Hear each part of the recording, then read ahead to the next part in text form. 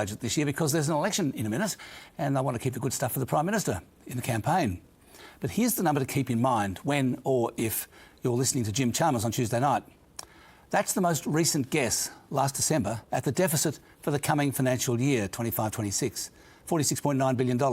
And that's up from $42.8 billion in the budget last May and $36.6 billion in the one before that.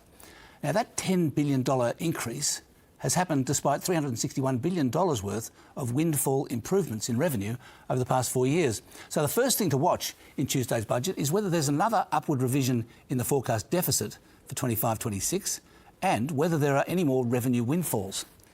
The other thing I'll be looking for is whether there's any sign of complying with the Trump administration's demand to increase military spending to 3% of GDP. Last year it was 1.8% of GDP, or $48 billion. And it's been trending down for 60 years, which has made room for lots of other spending, including the NDIS.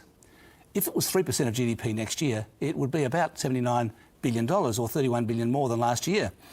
But actually, if anything, we'd be talking 10 years to get it to 3%, by which time it would be $130 billion. It's all a bit awkward, really. There's so many other vote-winning things to spend the money on. And anyway, is China really going to attack us? And by the way, China spends $400 billion a year on its military. No point doing more than 2% of GDP and cutting somewhere else. That's plenty.